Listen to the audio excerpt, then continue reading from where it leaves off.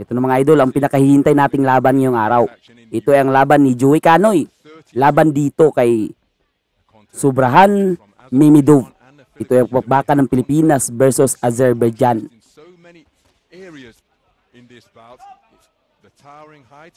Ang labang ito mga idol is para sa Dubai Championship mga idol. Itong kalaban pala dito ni Joey Canoy mga idol is 19 years old pa lamang. Masyado pa itong bata pero napakatangkad.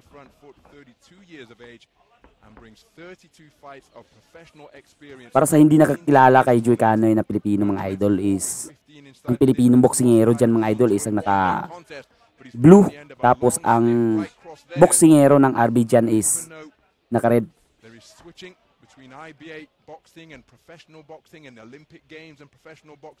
Azerbaijan.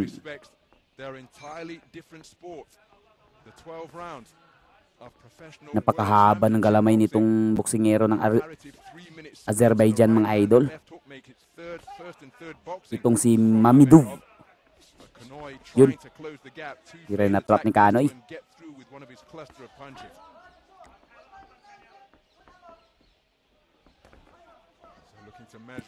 Ito pala mga idol is 48 kg na laban.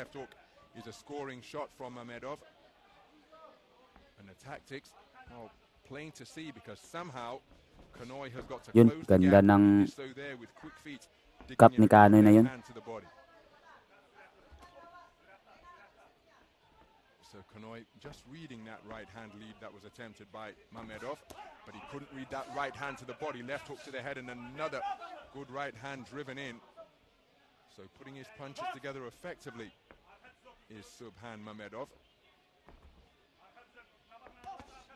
Looping left hook, not too far away. Canoy responded to make it an exchange, but then the final hook was slung in from Mamedov to give him the first and pangalawang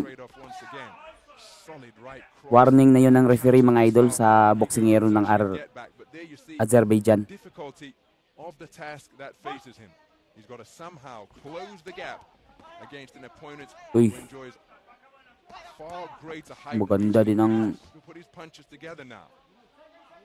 Well, that's the second time that Mamedov has given Canoy a little love tap. Nice body shot by Canoy. Shot effectively, digging down to the torso of the shorter man. Palagi na lang nawawarningan itong si Mamedov mga idol.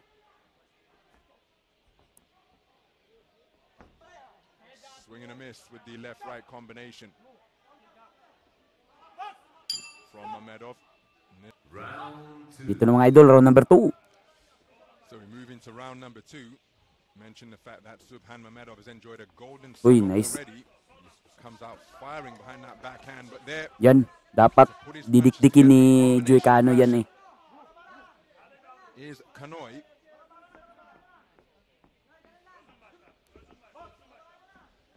Dapat hindi niya yan titigilan. Itong si Mamedov. Magaling kasi, advantage kasi ni Mamedov dito yung taga-Azerbaijan kasi sanay ito sa amateur fights.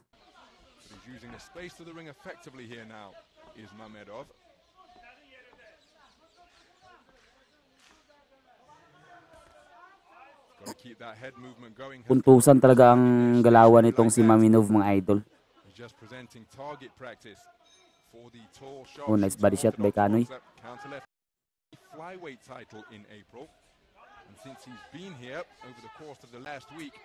Ang advantage lang dito ni Joey Canoy, pwede niya itong manakaut ng kalaban. Pero sa kabilang banda, medyo makapal itong boxing gloves na to. WBC have ordered a minimum weight world title fight eliminator between Canoy and Sia Kolwat Kruse of South Africa. Double left hook and then a right hand to the body followed by left. Makamay talaga itong si Mamedov. Putting his punches together well. Canoy. Tapos nahihirapan mag-cut si Joey Canoy kasi Pounding those gloves together in masyadong frustration, aktibo ang jab finding this tapos mahaba pa ang galamay. difficult Hindi task. siya makalapit ng todo. The gap and find a home for his own combination punches on a consistent basis. Looping Oh, long panay right combo. to the body, followed Hindi by bibitaw right ng hand. paisa-isa eh. Ala, binilangan si Kanoy. Has brought about a count for Kanoy. He's got to show the referee better body language than that. You don't want to be hunching over in the referee's eye line. Binilangan kaagad eh. Because right now with his hands on the ropes, he could well be stopped if he doesn't show the ref something. So, Mamedov. Parang standing knockdown yung to a left-hand ginawa ni body ref. shot. Mamedov will know that he can hurt his man here now. There's a 10-second clap. Ganito Mamedov talaga sitting dito sa down in his IBA punches. kasi Kanoy tournament trying ito to eh. Hindi fight to fire with fire. professional fight. Just Tournament losing ito his sa stance boxing. once again as the legs between the Orthodox and South. Beautiful early Dito na mga idol, round number 3. 5:30 p.m. local time in Dubai. The sun setting and perfect conditions for outdoor boxing. Nakalamang itong si Mamanov dun sa round 2 mga idol kasi binilangan si... Alo! Binilangan na naman agad si But he's got to remain Kanoy. concentrated here. Engage with the referee, get those hands up and show that he's Kakaiba ready to tong go. referee eh. Because if he's doing this, it could look Hindi naman naalog si Kanoy dun. a bit reluctant. So 2 8 counts. Rinatrat lang ng suntok pero hindi naman siya nasasaktan. Boxer from Binilangan agad ng Santos referee. City, Joey Kanoy, one in the second round, one at the start of the third. And now he faces an uphill task if he hopes to be declared a victor on points here. Needs a massive final round there. He brings an overhand left into play, but it was landed with the inside of the glove. Reaches for a left hand to the body, but good use of the feet by Mamedov to make his man fall short.